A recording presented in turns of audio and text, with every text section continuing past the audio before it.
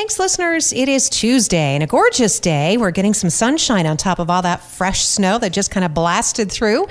Jan Baum is our guest today. She's our Elko City manager in for the regular city update in advance of the meeting today. Thanks for being here, Jan. Thank you for having me, Lori. As always, we really appreciate the opportunity to catch up, especially as we're going into these meetings. And then we come out on every Tuesday and talk about what the council may have decided. And sometimes even new issues pop up during the meetings you weren't even aware of. Absolutely, and that's what public comment is for, right? Is public input, and so sometimes that public comment brings on issues, and the next meeting we address them. So I know that's on the agenda today. That's one of the many issues, but certainly talking about, we can go down the agenda in order too, but talking about the concerns that people had about the broadband installation, some of the impacts on private and maybe even city property. That'll be looked at more in depth today, Jan? Yes, it will be. And so the council item on the agenda mentions Anthem Broadband in particular, and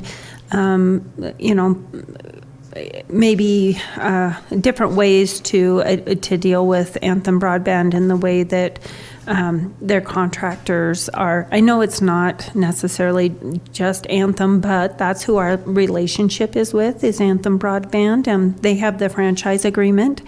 And you're right, there's public and private properties that are being impacted by the infrastructure, and so it'll be a good opportunity to discuss that item and see different paths going forward. Yep, that'll be on the agenda today. So people who do have, additional concerns or maybe some evidence of something that they want to present, because that's what the citizens did during the top of the agenda, I guess, during the last meeting, Jan, they can just bring those, right? Yes, absolutely. Yes, the last meeting, there was quite a bit of public comment, and it was a little bit interesting because it wasn't even discussed between the different public citizens. And so there were some different concerns, some about the gen sets, the generators that are out on the street, and then others about private property that is being impacted. And so we decided it was a good time to put an agenda item on the agenda for council to visit about it. Yep, that'll be under new business today, topping the agenda. But if we back up first, it's going to be a nice time, a nice, happy occasion to recognize and to appreciate Catherine Wines, who is outgoing as chairperson of the Arts and Culture Advisory Board, something that she has done for more than 15 years. And so a lot has been accomplished during her time, certainly. I believe that's the entire time that the Arts and Culture Advisory Board has been in existence. I believe so too, Lori. You're right. I think it's been a little bit over 15 years, and we've discussed this before, but her passion for arts and culture in our community is greatly appreciated and definitely needs to be recognized. So I did receive confirmation that Catherine will be at the meeting, and I'm glad that she's going to be there to be recognized by the mayor and the city council. And I'm glad that she's able to move on, but we're thankful for all of the work and commitment she's given to the city for the last 15 years. Yep, there's evidence to that, and that legacy will continue, obviously, as that board is now, you'll be seeking other members of the board. It's just a chance for someone on the panel to maybe step into that role of chair and see where it goes in the future. Absolutely, and speaking of that, there is an opening, and it's on our website, and so if anybody's interested in serving on the Arts and Culture Advisory Committee, please feel free to go to our website and you can apply or just call the clerk's office. And it is important to emphasize that you don't have to necessarily be an artist. There are people who create art who are on the committee, Jan, but oftentimes it's just as valuable to have somebody who maybe has an appreciation or simply is interested in this kind of leadership and guidance for the city. Absolutely, right. It takes all kinds of personalities. We all have something that we're good at, and it doesn't necessarily need to be, yes, that you are an artist. but just beautification of our community. And if you have that passion, then please feel free to apply for that committee. All right, elkocity.com is the website. That's a great place to check out any number of openings.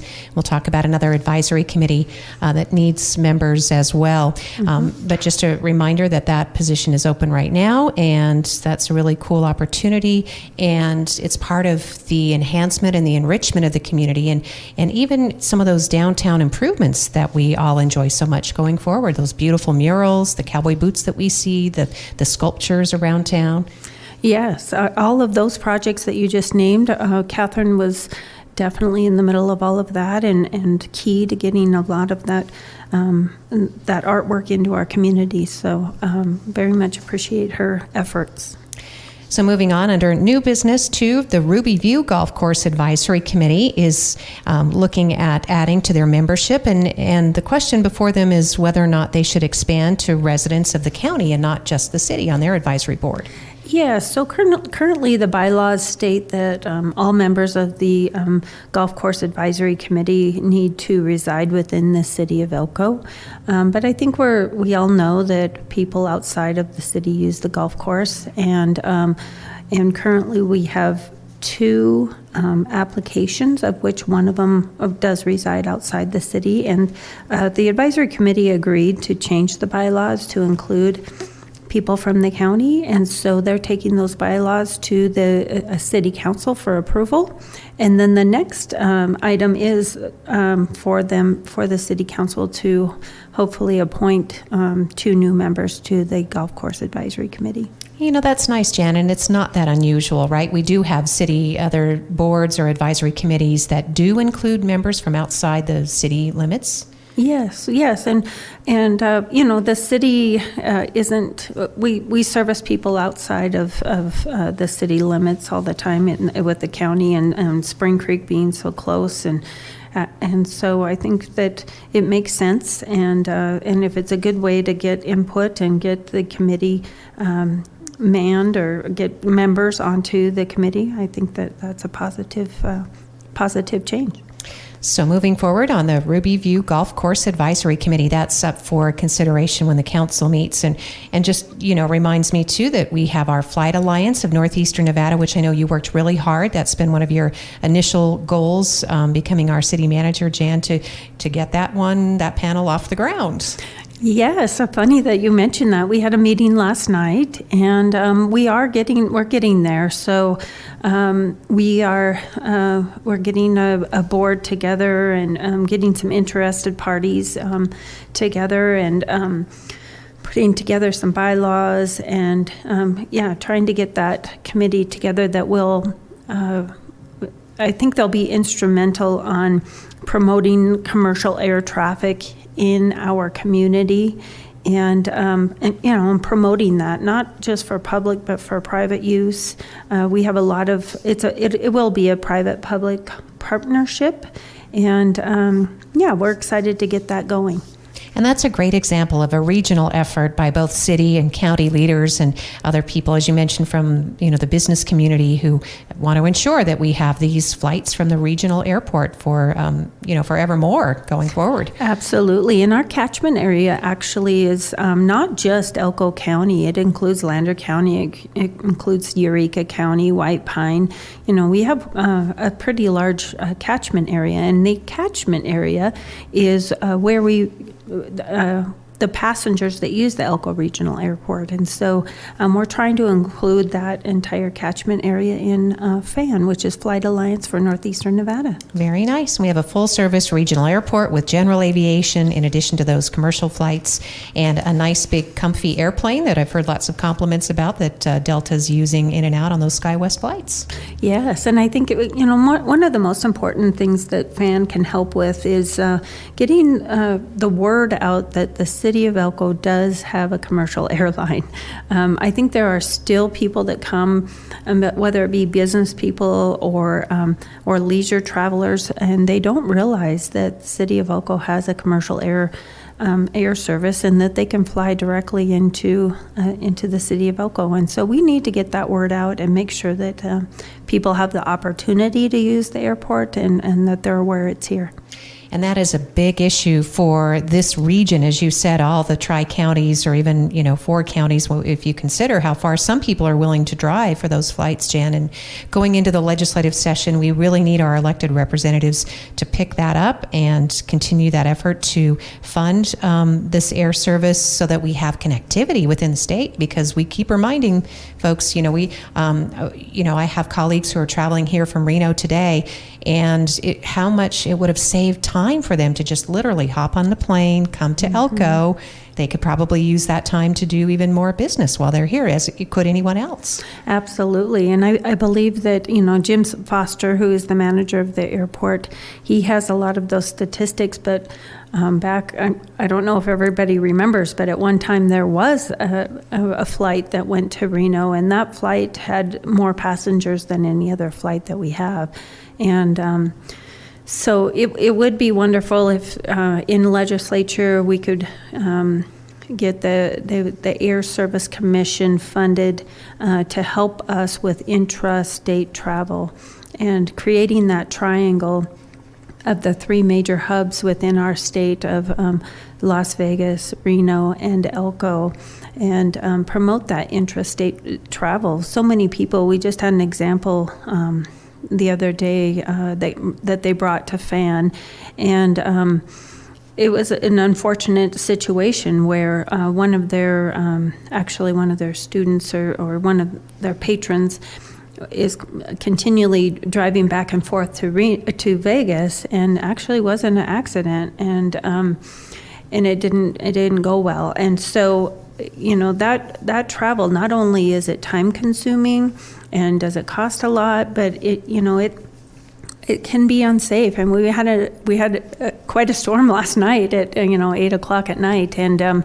we have a vendor actually that's here for our council meeting tonight, and he was driving in the middle of that, and I educated him that we do have commercial air service, and he could fly directly into the city of Elko. But anyway, he was driving, and it can be unsafe. So I think that we just really need to promote intrastate travel, commercial air travel. It certainly is important to us, and as you said, that kind of a loss that can just be heartbreaking, Jan. So those stories Absolutely. they're very real. And that connectivity is not just for business, but for medical reasons, for education. It enhances recreation and tourism. And one thing that I remember discussing with Bert Gurr, our assemblyman, when he worked on the stadium bill in improving that funding, was saying, hey, they need to come back and give us the funding for the flights, because then we can fly to Las Vegas and enjoy the stadium that we helped to build.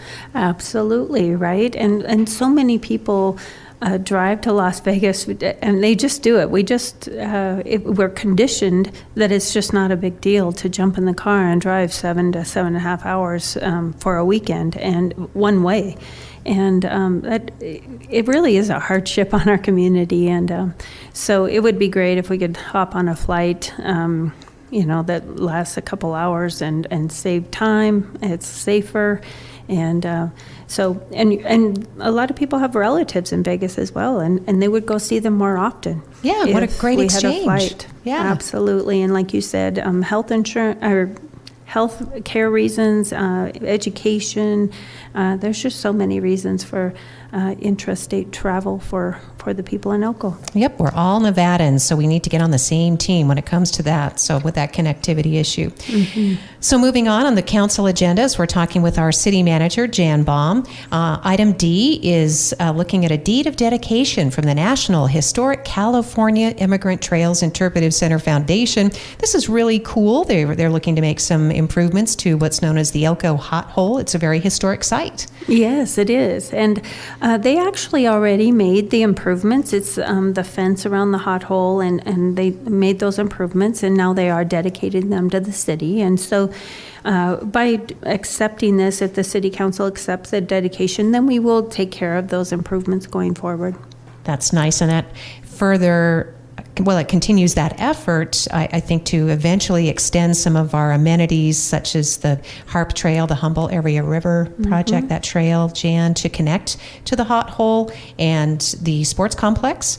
And that's a very significant site, not just for the pioneer travelers, but for the first people, our Native Americans. So. Absolutely. And yes, we were just talking about the Harp Trail and how that is eventually, we're trying to include that in our 5-year plan, and to get that Harp Trail extended to the sports complex, and like you said, that gets us even farther to the Hot Hole. So. And a great addition to that might be that urban fishery that NDOW is getting so much closer to starting groundbreaking on. Absolutely. We're excited about that, and I believe that we're still working on an MOU for that, and that's an exciting project to have some fishing in real close, in town or close to town, and what an opportunity for our children and adults of inside, in the city of Elko or in our community, and be able to ride your bike down there and catch some fish. So I think that'd be a great opportunity. Yep, beautiful. Another place to visit with that urban naturescape. And it also goes nicely, Jan. I mean, wasn't that the coolest news to hear about the investment for Amtrak infrastructure? Several $1 million. Absolutely, yes. What an opportunity that they're bringing to our community. And, I think that the train is probably underutilized, and maybe this will bring a spotlight to Amtrak service within our community. So I think that'll be a great project. Yep, I know I visited Libby on the train a couple times in Reno to and from, and it was actually really relaxing. I mean, it's different than flight because you do need to set aside time, but if you're going to go by rail, you might as well be comfortable, and that Amtrak trip was really chill. I mean, I read a book, on the train. Great. Yeah, exactly. And they had good food service, so yeah, plug for Amtrak, and it was very affordable too. It is affordable. Yeah, absolutely. So talking with our city manager, those things are just sort of aside from what's actually on the agenda, but it does fit in with the ongoing work. And in fact, the city of Elko is going to be looking at the fiscal year ending on June 30th. So in your previous work as our fiscal affairs manager, you're very familiar with this process. Yes, absolutely. And honestly, this is a little bit of a bookkeeping or a housekeeping, I guess I should say, item. But every year, the state of Nevada requires that we name our auditor. And so our new financial services director, Julie Davis, will be presenting this item, and so it'll be a good opportunity for her to start getting in front of council. And she's busy working on our budget, of course. It's budget season, we're right in the middle of it, and everybody's really talking about budgets. And so, Julie Davis will present to the council that Hinton Burdick will once again be our auditor. We have a 5-year contract with Hinton Burdick, and so we're in the middle of that. We should say how lucky we are to have Julie Davis. Sorry that it's the Elko County School District loss, but she's phenomenal at her job, and I think people will be impressed. She's she makes a great presentation before, the community. So, yeah. Absolutely. We're so fortunate to have her. I honestly didn't know Julie in the past. I'd met her once, but we're very fortunate to have her, and she just hit the ground running. So, as expected. And that's always a good place to mention that the city does have some really key openings right now in professional positions, and you always like to recruit close to home, Jan, because these are really excellent opportunities, but if people enjoy their profession and they like a little less fast-paced quality of life, they can certainly find that with the city. I mean, it's hard work, but it's also rewarding. Absolutely. And, it really is public service. I remember when I first interviewed for my position, Curtis stressed that to me, that, it's a job, but it is also public service. And I didn't realize it until, I'd spent some time with the city, and it absolutely, every person on our team is committed to the community that we live in and public service. And so it is rewarding.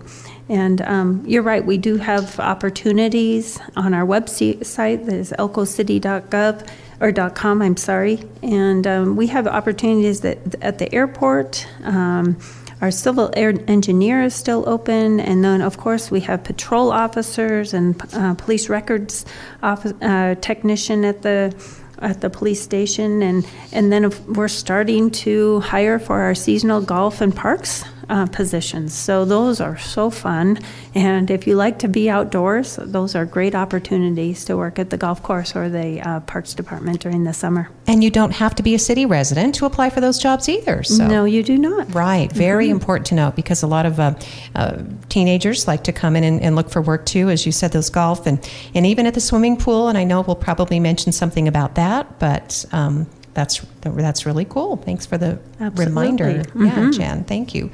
Next on the agenda, members of Nevada U.S. Senator Jacky Rosen's office met with our city mayor, Reese Keener, and staff recently, talking about congressionally directed spending that's for local, state, and tribal governments for specific projects. And that's on the agenda. And that could be exciting. I think the mayor in his last term, he's termed limited, he'd probably love to have a legacy project. Yeah, that would be great. And it was interesting. Senator Rosen's came and some staff people from her office came and met with us, and so we're asking council for the authority to go out and submit some of these grants. We're not really sure what the list will entail yet, but the timeline is pretty tight, and so we would like to have that approval right now, so that when we can put in those projects. Is there anything in particular, Jan, that the city might be steering toward? Well, we have a couple ideas. There are some water projects. There's always water projects in the city of Elko. There's that we could put in for. So there's some water tanks that we had to cut out of some of our projects that are our projects, because the bids came in obviously a little higher than we anticipated. So there's some water tanks and some water tank recoatings that need to be done, which are some maintenance projects. There's this morning we visited a little bit about the connector of Jennings to go to the Veterans Cemetery. The city agreed to install or fund that connector street for the Veterans Cemetery, and so that's another project. So we have quite a few projects that we'll have to look through and see what we can put in. When Rosen's staff came, they did indicate, they said we've never given money to the city of Elko, so they said we'd really like to see some projects come in. So we'll give it our best try. And it's important to note that Elko is really in a good position for this, Jan, because you have projects that are what's called shovel ready, and that has proven to be really a determining factor in the past, and that Elko does careful planning and has works that are ready to roll out and definite plans. And as you just described those three different prospects, those are all very doable, and you would think that they'd be desirable. So, yes, I certainly hope so. And there's a range of about $500,000 to $5 million, and they do like shared cost projects, which all of those can definitely be shared cost projects. And so you're right that I'm learning more and more all the time about the shovel-ready projects. Those are very important, and so it's important to plan in advance, get different projects engineered and ready to go, and then if there is an opportunity like this, those projects can be submitted. Yeah, it must make you feel pretty proud, Jan, because you have a great team, people that work in, the infrastructure for the city, whether it's in planning and development, the water and sewer departments, certainly, streets and roads, all those things, those really mean a great deal to the citizens and the taxpayers. And the best thing, it doesn't matter so much, it's not a partisan issue. These are nonpartisan projects that benefit every single person. Absolutely. And yes, any project that we submit will benefit our community, and that's what we're here to do, is to service our community. Well, good luck with that. The application deadline is March 20th, so thanks to whoever's crunching on that. Thank you. Yeah. Exactly, yeah. That's the thing is we do have a busy staff. Everybody's really busy with their day-to-day different things that they're doing, but for sure we'll take time for this project. It's important. Yeah, you do ask a lot of them. Well, if we move on to unfinished business, this one's also important because we are edging closer to an increase in water rates, right, Jan? Yes, we are, and it is important, and the public needs to be aware of this. And so what we're talking about, the Spigler Group is a group out of Atlanta that actually did a water rate study as well as a water modernization study for the city of Elko. And we've been seeing in the last few years when we're doing the budget that our operations budget is losing cash every year. And so we need to have a water rate increase, but it was interesting to see the water modernization and how that can really help our city. And then along with that came in some requests from the state for our conservation plan. And part of that conservation plan is also what your water loss plan is, or water loss, where are you losing water? And currently, because we have so many residents and businesses on flat rate, we can't answer some of those questions. And so part of this presentation from the Spigler Group will be how to modernize our city and their water and our water system. And so that'll include some technology that helps us detect leaks and helps us conserve water, and that will also, and the main part of that will be to roll out meters throughout our city. We have a lot of residents that are on the flat rate, and our flat rate customers, part of the analysis shows that our flat rate customers by the gallon are paying much less than our metered customers. And so, and if people are on meters and they're not using much water, obviously their bills will not be very much. And so this will be a really big project for the city, but I think it's important both for conservation and for the city to comply with some of these state regulations. And so it'll be a good presentation. It's the second time that the Spigler Group will be here to give the presentation. This time they'll be in person. And David Spigler can answer questions as needed as well. He's very knowledgeable about modernization. So it'll be a good conversation. And I know our city officials will be on hand, including Dale Johnson, from Water and Sewer. And this really coincides with something else significant that's a federal requirement, and that is the study for lead water pipes. So yes. In many of these older neighborhoods, there's already going to be impacts. And you might as well modernize, as you said. If you're doing one thing, it's usually best to get caught up on all the things. Yes, that is a federal requirement. And actually right now we're in the middle of our detection of the lead pipes in our city. That's been going on pretty quietly. I mean, it's not like it's quiet, but it isn't including an intrusive dig in anybody's yard or anything yet. But that is a federal requirement that we find out and map out on our city where all the lead pipes are. And then once those lead pipes are detected, we will have to change those out. And so you are right. If we're having to dig down to find out if somebody has lead pipes, then we might as well be putting in meter pits while we're at it. And so this modernization plan will include that. And it's a good time to do both of them at once. And so hopefully we can start making a plan. All right, Jan, thanks for the update. Again, it's just the beginning. It is for possible action, so that would just be to accept the study. There is no rate increase being considered at the moment. There is in the presentation, there are some options for different rate increase options within the presentation. I'm not whether the city council takes action tonight to go with a rate increase or not. That is up to them, but it is part of the presentation. And If there is a rate increase, then the next step will be to do a business impact statement.